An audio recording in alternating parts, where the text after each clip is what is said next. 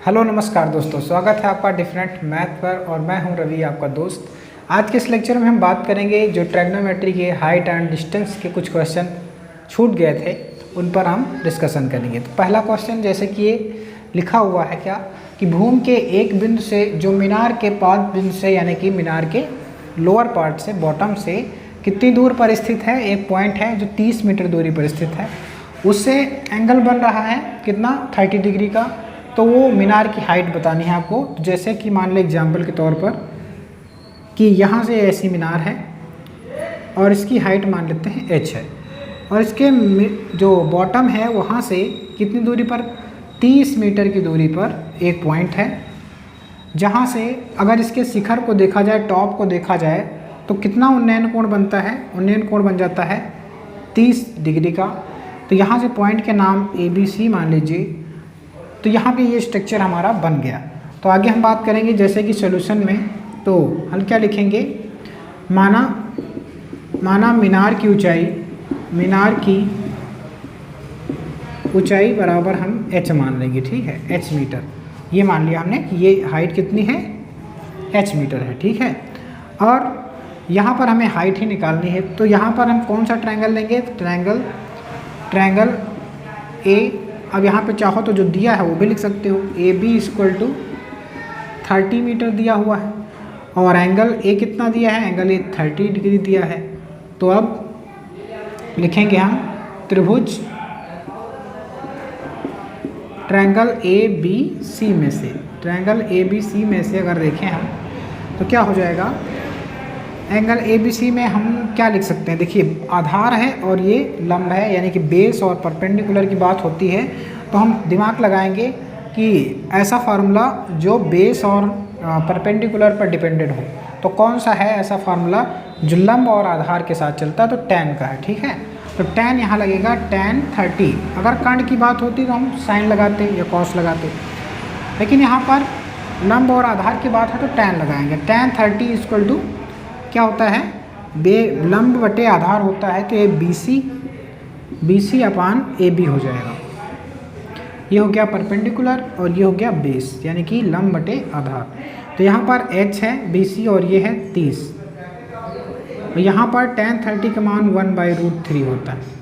यहाँ पे cross multiple करेंगे तो क्या हो जाएगा, यहाँ पे 30 हो जाएगा, यहाँ h√3 और यहाँ पर 30। तो h की वैल्यू देखें अगर हम 30/√3, इसको 30 को कैसे लिख सकते हो आप, 30 × 10/√3। √3 में एक √3 पूरा कट गया तो क्या बचा 10√3 मीटर। तो यही जो है h आया, क्या h आ गया आपका 10√3 मीटर। यही क्या है, आपकी मीनार की हाइट है। तो अतः मीनार की ऊंचाई आपकी क्या आएगी 10√3 मीटर। इस टाइप से क्वेश्चन सॉल्व हो जाएगा, ठीक है। बढ़ते हैं नेक्स्ट क्वेश्चन पर, और इससे भी अच्छा क्वेश्चन है वो, तो इसको इरेज कर लेते हैं हम।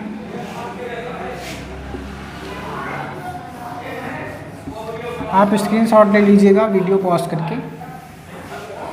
सभी क्वेश्चन NCERT बुक के होंगे ताकि CBSE बोर्ड के बच्चे भी देख पाएँ और UP बोर्ड के बच्चे भी देख पाएँ।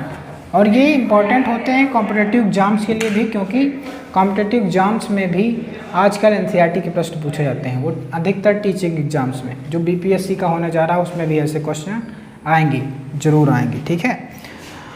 तो बढ़ते हैं अगले क्वेश्चन पर। क्या रहा है, ये आपको सारे क्वेश्चन NCERT बुक में मिल जाएंगे, देख लीजिएगा। कि भूमि से 60 मीटर की ऊंचाई पर एक पतंग उड़ रही है। भूमि से मान लो ऐसे ये भूमि है, यहाँ से 60 मीटर ऊंची एक पतंग उड़ रही है, ऐसे उड़ रही है।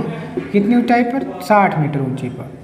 और क्या कह रहा है, यहाँ से पतंग में डोरी लगी हुई है, अस्थायी रूप से भूमि से बंधी हुई है ये, और भूमि के डोरी का झुकाव जो है वो 60 डिग्री है। तो ये समझे डोरी बंधी हुई पतंग से, और ये ऐसे स्थायी रूप से ज़मीन पे बंधी हुई, और इसका एंगल 60 डिग्री ही है। तो क्या रहा है, यह मानकर डोरी की ढीली नहीं है, एकदम स्ट्रेट है, तनी हुई है डोरी। तो आगे आपको बतानी है डोरी की लंबाई क्या होगी। डोरी की लंबाई क्या होगी, यानी कि हमें ये लेंथ बतानी है यहाँ से यहाँ तक की लेंथ। तो हम मान लेते हैं ए, बी और ये सी, ठीक है। तो माना यहाँ पर मान लीजिए, माना डोरी की लंबाई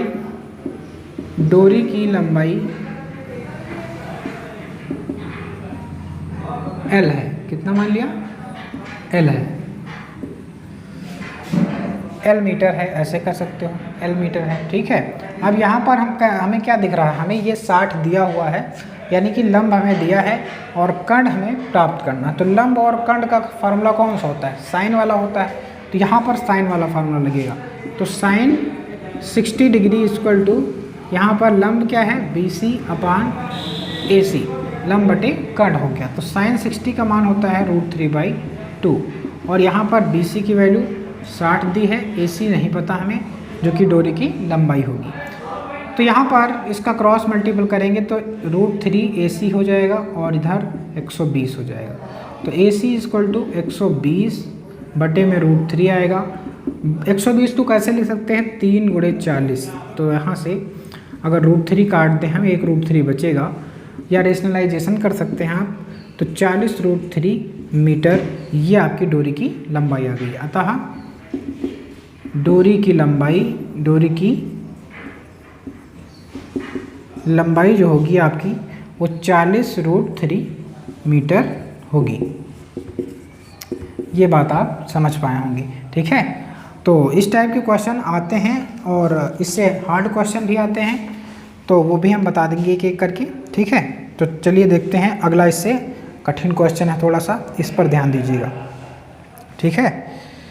तो नेक्स्ट क्वेश्चन, इसे नोट कर लीजिए आप। नेक्स्ट क्वेश्चन हम बता रहे हैं, यहाँ पर इसका आंसर बिल्कुल सही है, हमने मैच कर लिया आंसर।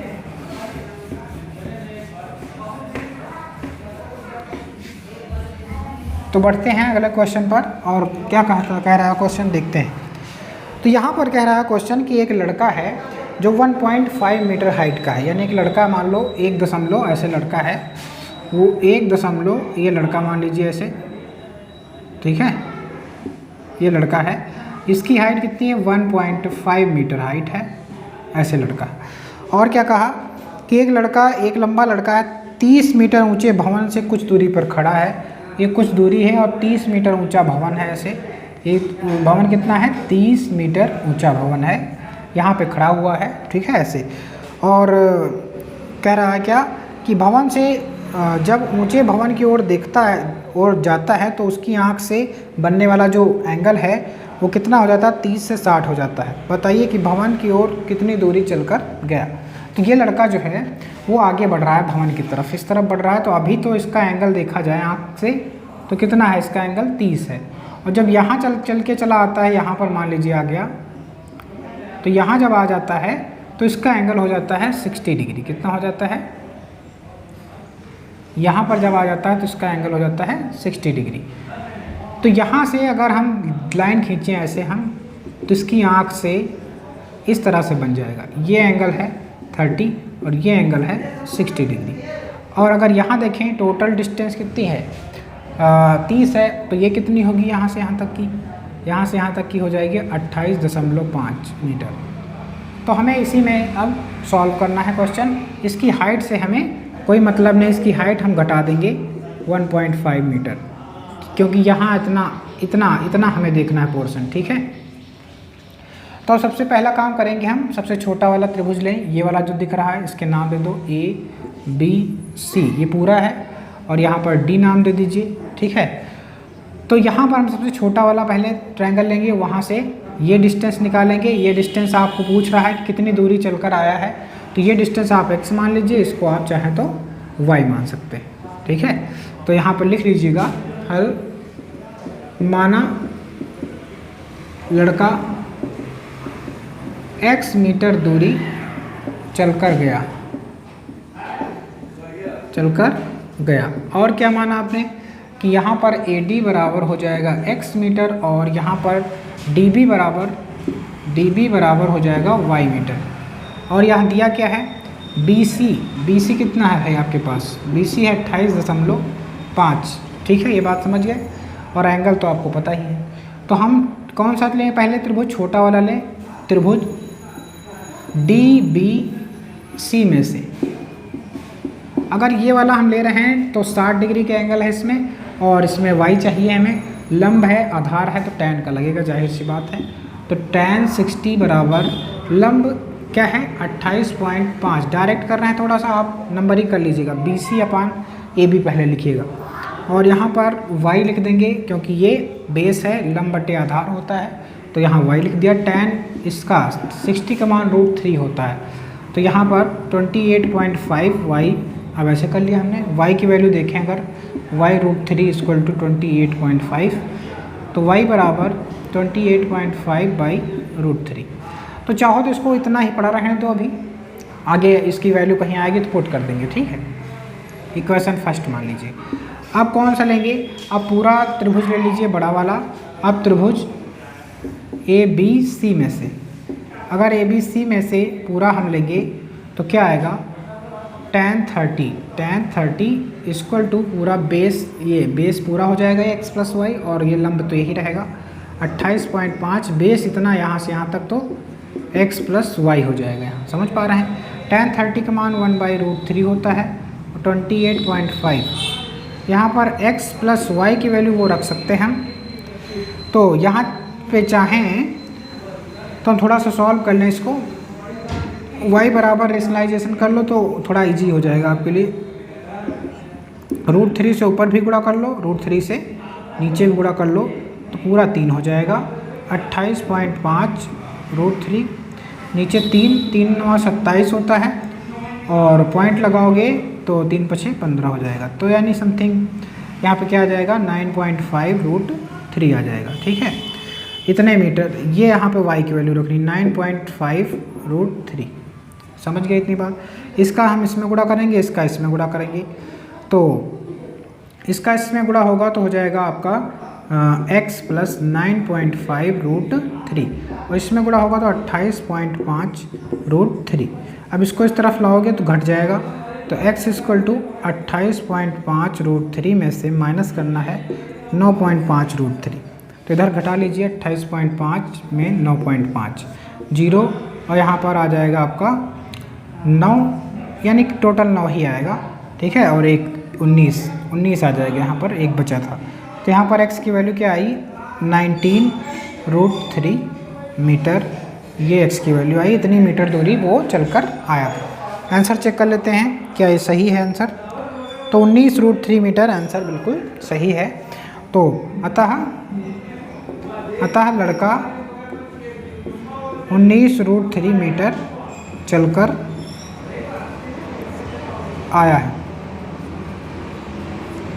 तो ये इम्पोर्टेंट क्वेश्चन था और अच्छा भी था थोड़ा सा, तो ये ज़रूर याद कर लीजिए, ऐसे क्वेश्चन ज़रूर आते हैं एग्ज़ाम में, चाहे जो भी कोई सा भी एग्ज़ाम हो, ठीक है। और मिलते हैं नेक्स्ट लेक्चर में। आज का वीडियो कैसा लगा हमें कमेंट करके ज़रूर बताएं और शेयर भी करें इसे। धन्यवाद।